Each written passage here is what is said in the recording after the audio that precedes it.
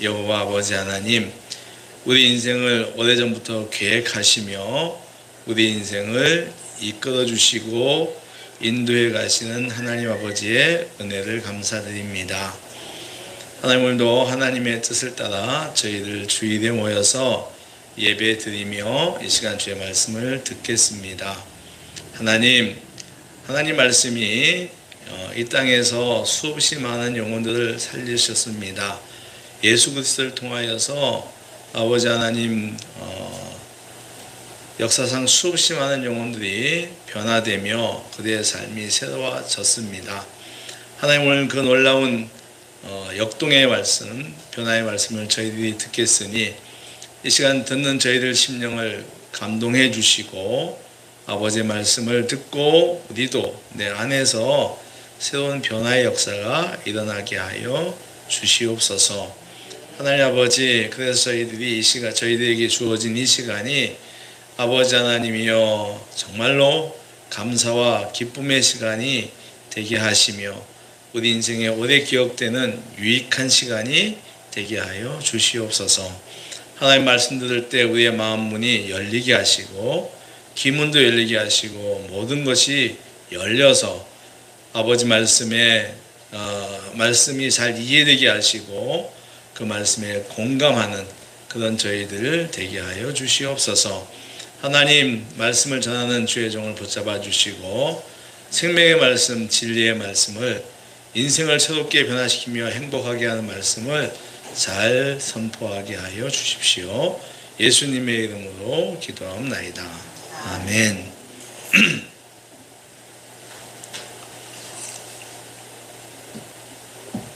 할렐루야. 네.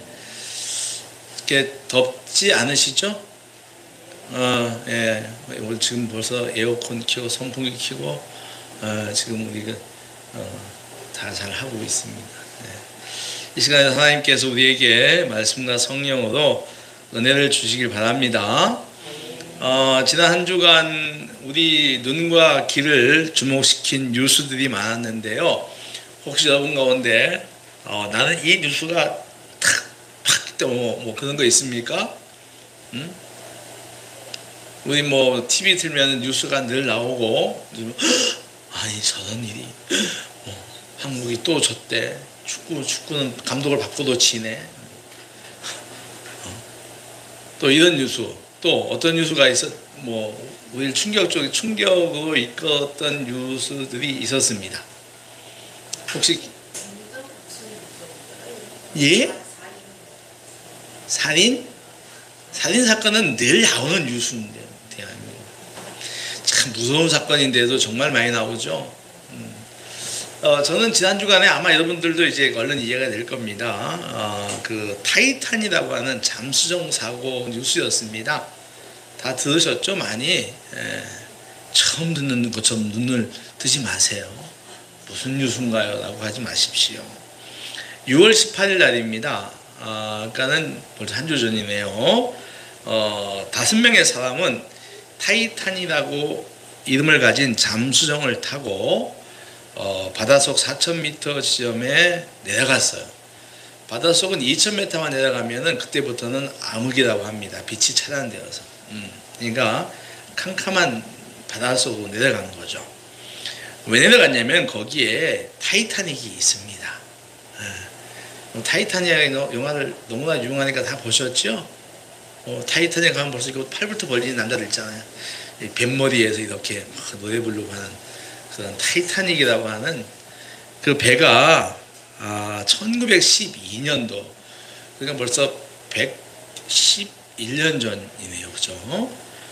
1912년 첫 항해에 나섰다가 빙산과 부딪혀서 침몰한 그 당시 초호화 여객선입니다.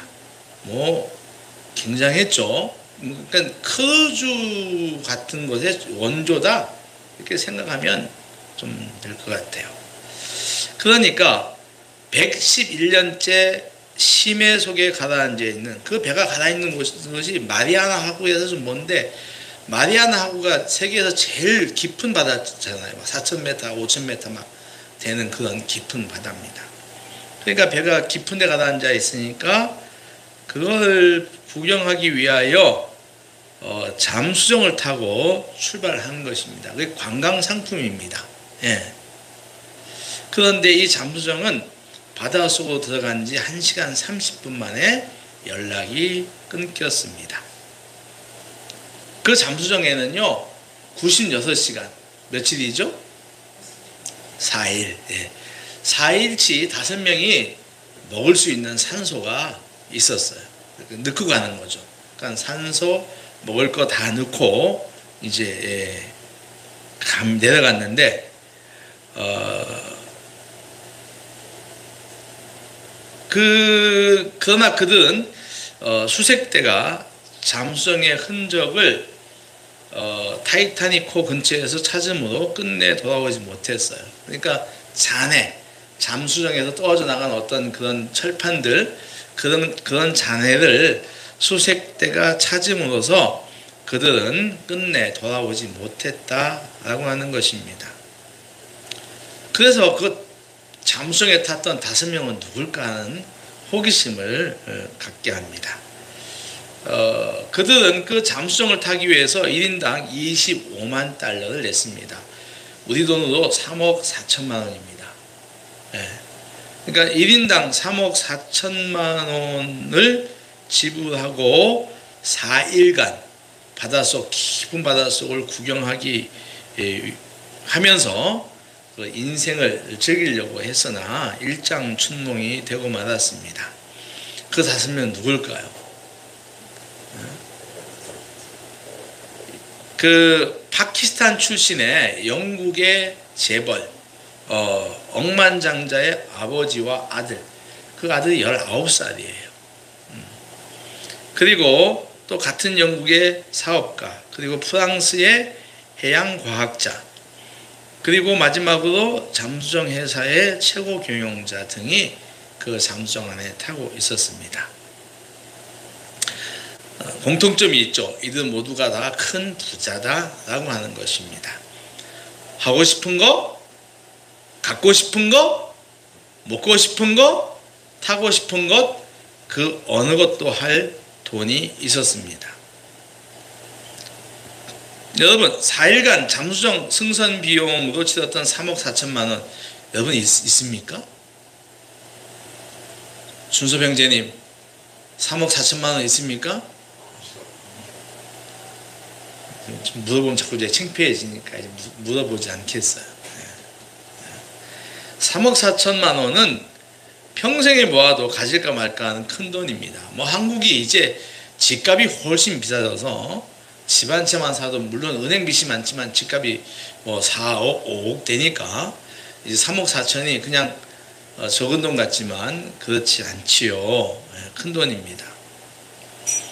그러나 그들은 어두운 바닷속에서 목숨을 다했습니다. 정확한 그 원인은 잠수정을 인양해야 알 수 있지만 아직 잠수정이 어디에 있는지 찾지도 못하고 있습니다. 그렇지 않습니까? 지금 미국 해안경비대가 그 고성능 해안 그 음파 탐지기를 막 돌리고 있는데도 좀 찾기가 어려워요. 깊숙해서 그렇습니다. 타이타닉호가 찾아진 것도 70년대인가 80년대인가 아마 그렇죠. 예. 그때 그 배가 가라앉는 걸 발견했죠. 오래 걸립니다. 다만 그 흩어져 있던 잠수정의 흔적들을 보고서 이렇게 해요. 잠수정이 고장이 나서 기압의 차이를 이기지 못하고 알루미늄 캔처럼 찌그러들었을 거다 하는 거죠. 완전히 안으로 구겨졌을 것이다 라고 과학자들이 추측을 합니다. 뭘 말하냐면은 그들의 시신도 찾을 수가 없다. 99%는 불가능하다. 그러니까 정말 기적이 아닌 이상은 그들의 시신도 찾을 수가 없다라고 하는 거죠. 가만 보니까 그 19살 먹은 아들이 가장 마음에 걸리는 것 같아요. 이 사건을 보면서 또 뉴스를 들으면서 여러분은 어떤 생각이 드셨나요? 아마 많은 생각들이 들 수도 있겠지만 저는 인생 무상 허무를 느꼈습니다. 예.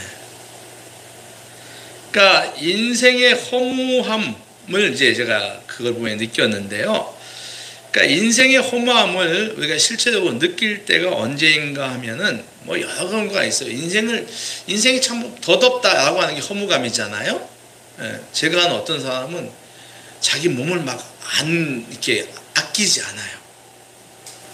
그래서 아이고 좀 몸을 아껴서 좀 이렇게 생각하십시오. 그러니까 몸을 안 하니까 건강이 나빠지잖아요. 안 좋아지잖아요. 그래서 몸을 좀 이렇게 생각하면서 일하세요라고 하면 아니요, 저는 빡시게 살다가 빨리 갈 거예요. 그렇게 얘기를 합니다. 그러니까 세상 말로 굵게 살다가 빨리 가겠다라고 하는. 여러분 그러지 마세요. 짧게, 얇게 오랫동안 사시기 바랍니다. 왜 그래요? 그랬더니 인생이 덧없어요 라고 하는. 그러니까 살아가는 인생에 대해서 너무 힘드니까, 이 땅에 살아가는 게 너무 힘드니까 빨리 그냥 그렇다고 자기 스스로 목숨을 끊을 수는 없어. 또 교인이니까. 그러니까 그냥 빨리 그냥 주님 데려가면 좋겠다라고 하는 거죠. 그러니까 인생이 허무한 걸 말합니다. 그러니까 인생이 허무할 때를 느끼는 데는 언제냐면은 역시 죽음일 때일 겁니다. 네, 죽음을 맞이할 때죠. 그것도 예고치 못했던 죽음, 전혀 생각하지 못했던 죽음, 타이탄 그 잠수정처럼 말입니다. 젊은이의 예고치 못했던 죽음 같은 거. 아직도 창창한 젊은이가 목숨을 잃었다 하는 거 말입니다. 그리고 평소에 건강하셨던 부모님이 갑자기 돌아가셨을 때, 이럴 때 말입니다. 제가 삶의 허무를 처음 느꼈던 적이 있습니다. 그건 제 친구의 죽음이었어요. 그의 나이가 45살이었습니다. 그는 44살 12월에 뇌에 있는 양성 종양을 제거하기 위하여 입원을 했습니다. 양성이었습니다. 괜찮은 거죠. 다만 그게 좀 더 커지면 이게 나빠질 수가 있으니까 그걸 제거하기 위하여 입원을 했고 수술을 했고 성공을 했습니다. 그러나 퇴원 후에 어떤 이유에서인지 45살 1월에 다시 입원했고, 한 달 만에 다시 들어가서 입원을 했고 영원히 나오지 못했습니다. 그 누구도 그 친구가 그렇게 되리라고는 상상을 못했습니다. 제가 친구의 장례식장을 간 것은 그때가 처음입니다. 다 이제 부모님의 장례식을 갔지 친구의 장례식을 한 것은 그때가 처음이었어요. 그러면서 그 영정사진을 보면서 이게 뭐냐라는 거예요. 이게 살아가는 것인가? 이게 인생인가? 아니 이제 45살 먹은 저 열심히 일하던 친구가 왜 저기 있는 거야? 왜 영정사진 안에 있는 거야? 정말 목사였지만 굉장히 허무했습니다. 그 후에도 그 사람이 왜? 라고 하는 이런 이해할 수 없는 죽음을 저는 몇 번 더 경험을 했습니다. 그 사람이 왜 죽었대? 왜 빨리 이렇게 간 거야? 평소 건강했던 사람 아니야? 이런 거죠. 제가 아는 어떤 분은 검사하러 들어갔다가 못 나온 분도 계세요. 뭐 가벼운 검사 하러 들어갔다가. 그러면 여러분, 이 허무함이 어디서 올까요? 자, 허무함은 허자가 무슨 허자죠? 빌허입니다. 비어있다. 그리고 무는 뭡니까? 없을 무입니다. 그러니까 비어버려서 없어졌다는 뜻입니다. 삶을 살아가는데 필요한 것들이, 동기들이 다 없어지고 비었다는 거예요. 비었다는 거예요. 그냥 캄캄한 거예요. 막막한 것입니다. 근데 여러분 잘 생각해 보세요. 그 허무함의 끝에 뭐가 있는 줄 아십니까? 허무함의 끝에, 그러니까 허무하다고 하는 건 인간의 한계가 너무 짧다는 것이고, 더 나아간다면 그 허무한 끝에 뭐가 있냐면 인간은 한번 따라해 보실까요? 한 치 앞도 모른다. 한 치 앞도 모른다. 네. 여러분, 한 치 앞도 모른다 사실인가요? 사실입니까? 틀린 말입니까? 사실입니다. 한 치는 몇 센치일까요? 우리 늘 맨날 뭐 한 치 앞도 모른다고 그러는데 한 치가 몇 센치인 줄 아십니까? 그럼 한 치가 몇 센치일까요? 목사님이 베트남 사람을 너무 한 치는요 3cm입니다. 우리가 한 치, 두 치, 세 치 뭐 그렇게 얘기할 것 같아요. 그래서 저도 처음에 한 치가 뭔지 몰라가지고 검색을 해봤더니 물고기 물고기 한 치가 나와요. 그래가지고 한 치, 두 치, 세 치를 썼더니 그게 나오죠. 한 치는 3.03cm. 어느 정도 될까요? 3cm. 손가락 한 마디 정도? 3cm. 준섭이 엄지손가락 윗마디만. 손이 왜 이렇게 크냐? 네. 근데 이게 이제 길이도 따지니까 3cm이지만 시간으로 말하면 1분 1초 앞에 일어날 일도 사람은 알 수 없다는 것입니다. 우리는 앞으로 문 밖에 나오면 어떤 일이 벌어질지 아무도 모르죠. 여러분 생각을 해보십시오. 서두에 말씀드렸던 타이탄 잠수정이, 그러니까 이 잠수정 이름도 타이탄이에요. 그러니까 아마 이 잠수정은 타이타닉을 구경하기 위하여 아예 특화된 어떤 잠수정역 같아요. 그러니까 이름도 타이탄. 원래 타이탄은 그리스 로마 신화에 나오는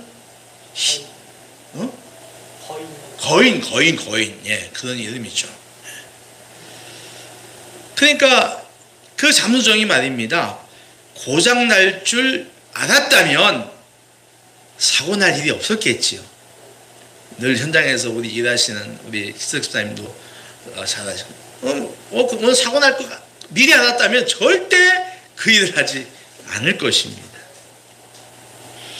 1994년도에 일어난 그 성수대교 붕괴 사고 말입니다. 예, 그리고 뭐 삼풍백화점 붕괴 사고, 그것도 마찬가지잖아요. 세월호도 그렇지 않습니까? 작년에 있었던 이태원 압사 사고도 마찬가지입니다. 할로윈 축제 날, 그 좋은 축제 신나는 날, 그런 어이없는 사고가 일어날 줄 알았다면 그 어떤 젊은이가 그곳을 갔을까요? 아무도 안 갔겠죠. 그러나 사람은요 한 치 앞을 모르는 거예요. 한 번 더 해봅시다. 한 치 앞도 모른다. 그러니까 한 치 앞에 뭐 성공, 행운, 승리, 합격, 승진 이런 것만 있으면 좋겠습니다. 여러분에게 그런 좋은 일만 한 치 앞에 있길 바랍니다. 그런데 인생이라는 건 그렇지 않습니다. 요즘 보험 광고 보니까 그게 잘 나오대요. 뭐 현대해상 EXX 아니 200 배우가 하는 현대해상 보니까 여러분은 인간은 다 좋은 일만 계획합니다. 달력이 나오고 뒤에, 그리고 달력 일정이 나오잖아요. 누구 뭐 승진, 발표, 뭐 여행, 우리는 다 이렇게 좋은 것만 계획을 하지만 그 다음에 장면이 바뀌면서 자동차가 부딪힌 사고가 나오고, 예, 그죠? 생각나시죠 이제? 예, 요즘 대세인 배우가 이게 합니다. 그런 것처럼 우리 한치 앞에는요, 우리가 정말 예상치 못했던 사고도 있고, 그 사고로 인한 죽음도 있고, 질병도 있습니다. 사업의 실패도 있고요, 인간관계가 파탄되는 경우도 있습니다. 배반도 있죠. 그래서 우리는 알지 못하는 거예요. 한마디 말하면 인간은 무능한 것입니다. 아니 3cm 앞도 모르는데 그게 유능한 겁니까? 무능한 거죠.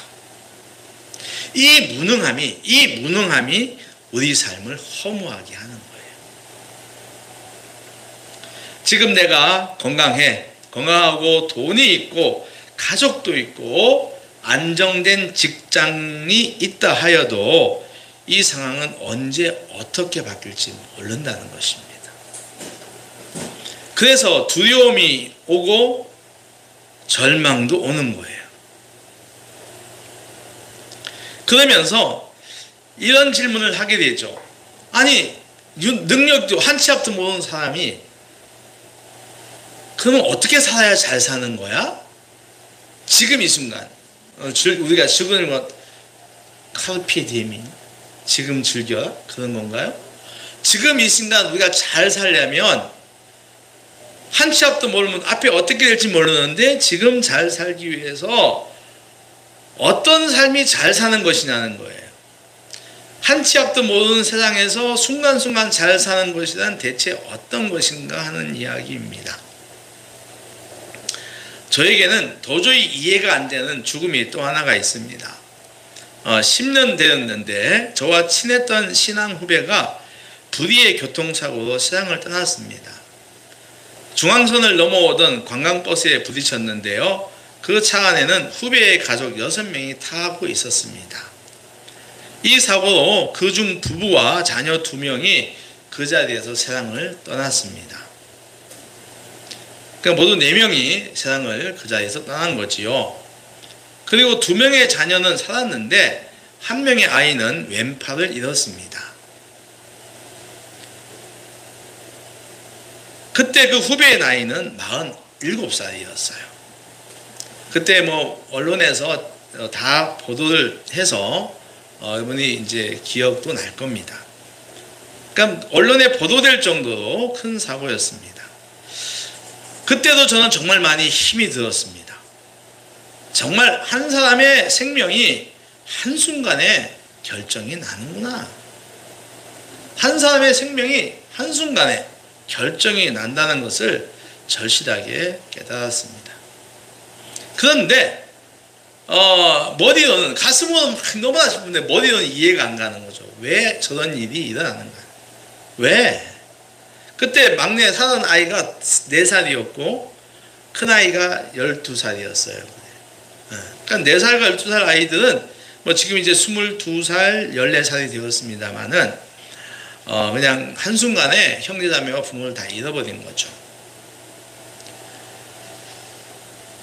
그때 저는 또다시 하나님 앞에 고민을 하고 묻고 생각도 많이 했습니다. 나 어떻게 될지 모르는데 한 치 앞을 모르는데 오늘 나는 어떻게 지금 이 순간 나는 어떻게 하는 것이 잘 사는 것인가 라고 하는 거예요.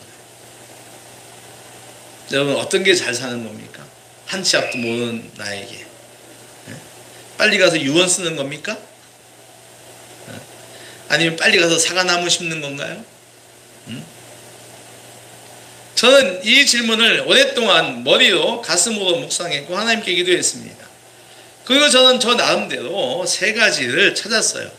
이 3가지가 가지고 이 3가지를 하면 내가 한 치 앞에 내가 목숨을 잃어도 잘 살았다라고 하는 것을 내가 제 나름대로요 이렇게 깨닫게 되었는데 그 3가지는 이것입니다. 한번 따라해 보십시오. 사랑, 용서, 나눔. 이 3가지였어요. 성경에 안 나오는 거예요. 사랑은요 우리가 너무나 잘 알고 있는 것입니다. 사랑은 어떤 대상에 대하여 가지는 좋아하는 감정이지요. 그 감정이 즐거움도 있으나 사랑에는 나의 희생과 손해를 감수해야 하는 것이 많습니다. 나의 생각과 감정을 내려놓아야 할 때가 있죠. 좋아하기 위해서, 사랑하기 위해서.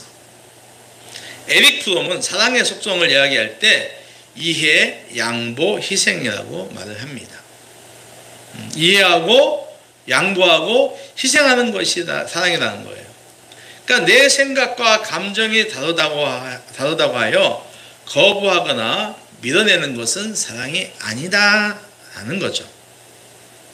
우리 교회에서도 우리 성경에서도 사랑은 모든 것 위에 최고라고 합니다. 우리가 사랑하는 말씀이죠. 믿음, 소망, 사랑 이 3가지는 영원히 있으나 그 중에 제일은 뭐다? 사랑이다. 그러니 여러분들 사랑 많이 하시기를 바랍니다. 예, 한번 옆에 분하고 한번 해보시죠. 말씀해보시죠. 사랑합니다. 사랑합니다. 예, 사랑 많이 하셔야 됩니다. 예. 그러니까 사랑 많이 하면 그래요. 자, 두 번째 이야기 하겠습니다. 용서. 자, 용서는 사랑의 속성 가운데 하나입니다. 사랑을 얘기할 때 용서를 빼놓을 수가 없겠죠. 나에게 잘못한 사람을 내 마음의 감옥에서 가둬두지 말라는 이야기입니다. 미워하지 말라는 것이죠. 성경은 용서에 대하여 많은 교훈을 가르쳐 줍니다. 하루는 제자 베드로가 예수님께 와서 주님, 나에게 죄 지은 사람을 몇 번 용서해 줘야 됩니까?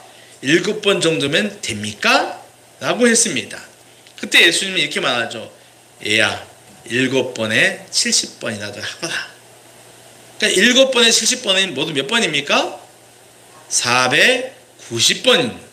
여러분 살아가면서 490번 용서할 수 있을까요? 시석집사님 그렇게 용서 잘하세요? 그러니까 우리는 490번 못하는데 이게 7 곱하기 7은 490이니까 77이니까 이거 성경에 무슨 말하냐면은 거의 이제 무한대를 말하는 거예요. 그러니까 예수님이 뭐라고 그러죠? 원수도 사랑해라라고 이야기를 합니다. 누구도 사랑해라고요? 원수도. 그러면 용서하라는 얘기죠. 평생 용서하라는 것입니다. 왜냐하면 용서해야 하는 이유는 용서하지 않으면 내 마음이 힘들고 괴롭기 때문에 그래요. 저도 40대에 3번의 큰 상처를 인간 사람들에게 받았습니다. 아주 그냥 평생 용서하지 못할 것 같아요. 벌써 한 이제 20년이 되어 가고 있네요.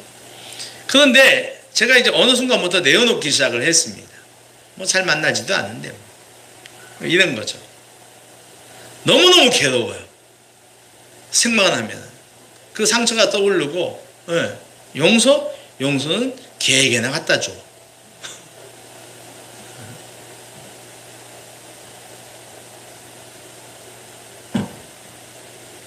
근데 우리 예수님은요 제자들에게 기도문을 통해서 이렇게 가르쳐 줍니다. 주기도문 가운데 얘가 있죠. 우리가 우리에게 죄 지은 자를 용서하여 준 것 같이 우리 죄를 사하여 주시고. 이 말 좀 독특해요. 독특합니다. 성경은 항상 하나님이 먼저예요. 즉 하나님이 우리를 사랑한 것처럼 너희도 사랑하라. 그렇죠? 하나님이 사랑해서 우리를. 그러니까 너희가 사랑을 받았으니까 너희도 그렇게 사랑하라고 하는 거예요. 그러니까 하나님이 했으니 따라하라고 하는 겁니다. 너희는. 그런데 용서는 순서가 바뀝니다. 너희가 먼저 용서하라는 거예요. 그러면 나도 너희를 용서하겠다는 말이에요. 와. 너희가 용서하지 않으면 나도 너를 용서하지 않겠다는 거예요. 이쯤 되면 이제 할 말이 없어지죠. 나는 용서받을 게 없나? 그렇죠? 여러분 용서가 그만큼 중요하다는 말이겠죠. 용서하는 거, 화해하는 거 많이 하시기 바랍니다. 네, 이번에도 한번 옆에 분하고 얘기해 봅시다. 용서와 화해 많이 합시다. 네. 자, 세 번째는요 나눔입니다. 뭐라고요? 예, 내가 가지고 있는 재물, 재능 등을 나 혼자 가지고 있지 말고 필요한 곳에 나누는 것이죠. 여러분 착각하지 마세요. 여러분 통장에 있는 돈 다 여러분 거 아닙니다. 아니 목사님이 이상한 얘기를 그거 어떻게 해서 모은 돈인데 그걸 내 거 아닌데 다 여러분 건데 여러분 것이 아닌 것도 있다는 거예요. 여러분이 가지고 있는 재능이 있죠. 재능 여러분 다 여러분 거 아니 여러분만 위한 것이 아닙니다. 무슨 말입니까? 나누고 살아야 한다는 걸 말해요. 받는 삶보다 주는 삶을 많이 살아야 합니다. 나눔은 인간이 가지는 최고의 미덕이라고 섹스피어는 말합니다. 그러니까 인간이 가지는 덕 가운데 최고의 아름다운 덕이 뭐라고요? 나눔입니다. 내가 땀 흘려 벌었다고 움켜쥐지 말고 풀어서 선한 일에 많이 나누는 인생들 사시기를 바랍니다. 또 한번 얘기해 보세요. 나눔 잘합시다. 나눔 잘합시다. 네. 자, 이처럼 우리가 사랑도 많이 하고 용서도 많이 하고 나눔의 삶을 살면 내 생명이 오늘 하늘나라에 가도 잘 사는 것이 됩니다. 저는 그렇게 믿습니다. 물론 내가 어떻게 되면은 우리가 나도 슬프고 죽는 나도 슬플 거예요. 슬프고 사랑하는 가족들도 큰 슬픔이지만 나를 오랫동안 기억하고 추모하며 후손들이 나의 삶을 자연스럽게 일 거예요. 우리 엄마는, 우리 부모는 사랑 많이 했어, 용서 많이 했어, 나는 많이 했어, 어려운 사람 그냥 지나치지 않았어. 좋은 사람을 오랫동안 기억이 되고 교훈이 되겠지요. 근데 우리 엄마 보면 그냥 맨날 돈 아낀다고 남 나눠주지 않고 그냥 그 구두쇠처럼 모으고 그러면 되겠습니까? 후손들이 그렇게 기록하면 좋겠어요? 저는 34살에 학교 직원을 그만두고 목사가 되었습니다. 학교는 편한 직장이었고 안정적 직장이었습니다. 그러나 저는 예수님이 더 좋았습니다. 예수께서 사람들을 위해서 행하신 것들이 저를 감동시켰습니다. 그분은 엄청나게 많은 저의 죄를 대신하여 십자가에서 죽었습니다.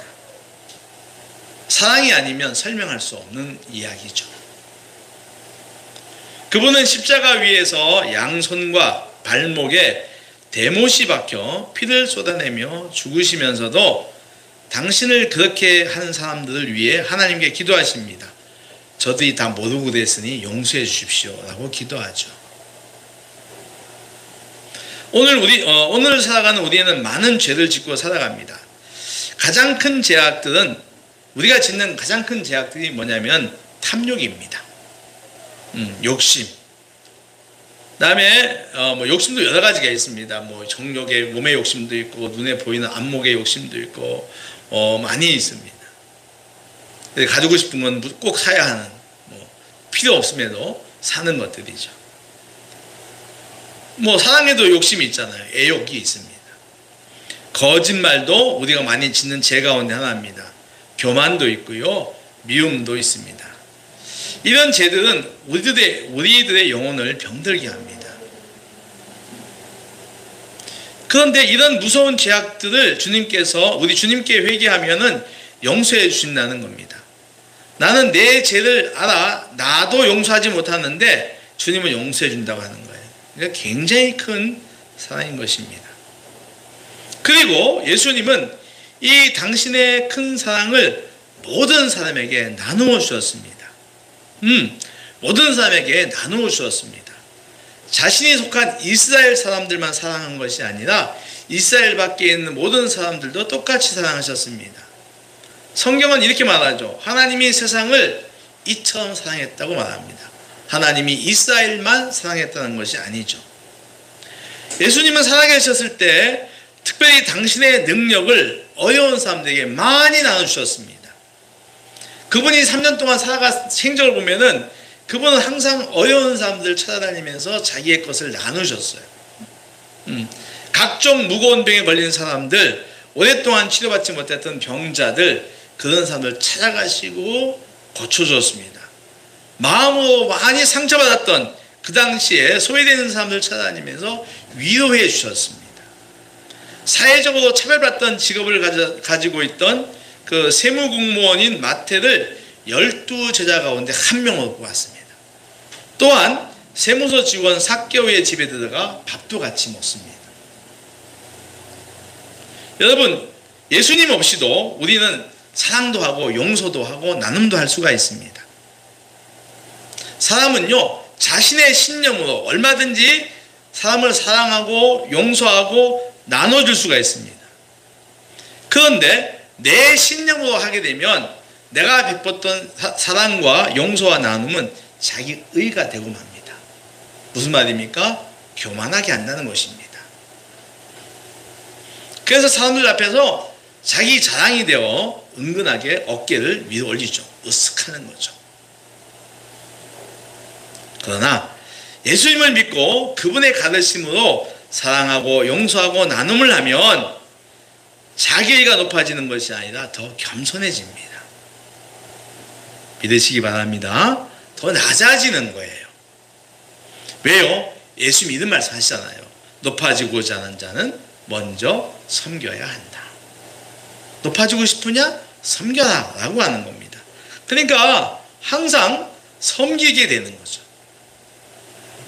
그러니까 우리는 예수를 믿게 되면은 정말로 진정으로 사랑하고 용서하고 나눔의 삶, 잘 사는 삶, 한치 앞도 모든 인생을 잘 살 수 있게 된다는 겁니다. 여러분 묻겠습니다. 여러분 예수님을 왜 믿습니까? 왜 예수님을 믿습니까? 왜 믿고 교회 나옵니까? 간단하죠. 잘 살고 싶기 때문 아닌가요? 잘 살고 싶습니다. 한 번뿐인 인생 잘 살고 싶기 때문입니다. 한치 앞도 모르는 인생에서 진정으로 잘 살고 싶기 때문이죠. 예수님은 우리를 당신의 목숨을 내어줄 정도로 사랑하셨습니다. 그 사랑으로 우리가 지은 각종 더러운 죄를 용서해 주셨습니다. 그리고 그 사랑을 아낌없이 나눠주셨죠. 예수님 우리에게 이런 말씀하십니다. 나는 길이요 진리요 생명이다. 나를 통하지 않고는 하나님께 갈 사람이 없다.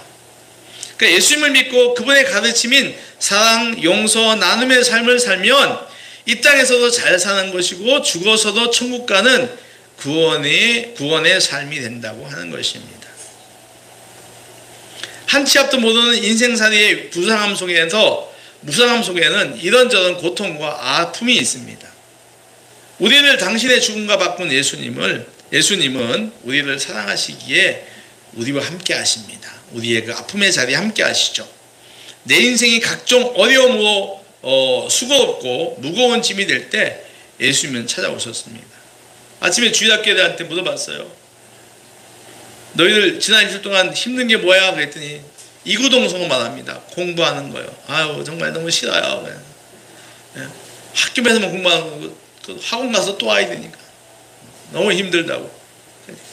공부가 가장 무거운 짐이래요.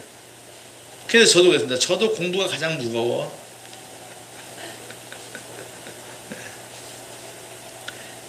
우리가 이같이 각종 어려움으로 수고롭고 무거운 삶을 살아갈 때 예수님은 찾아오십니다.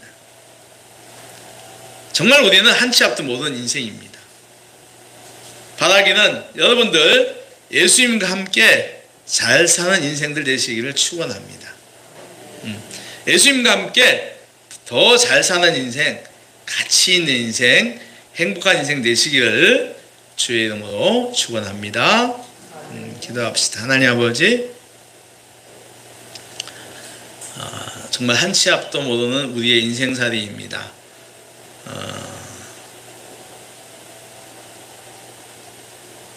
그러면서 우리는 묻습니다. 어떤 인생이 잘 사는 것인지, 오늘 내가 인생의 삶이 끝나도 잘 살았다고 할 수 있는 인생인지 생각합니다.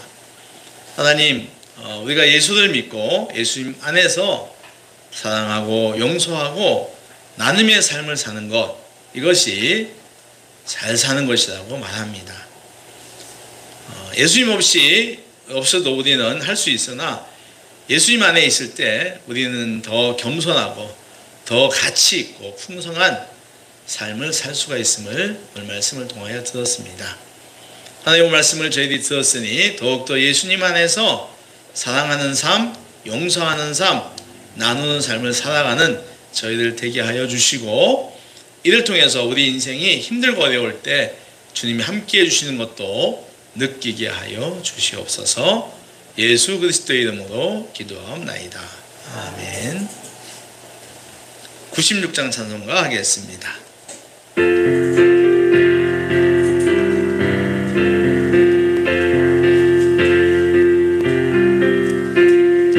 예수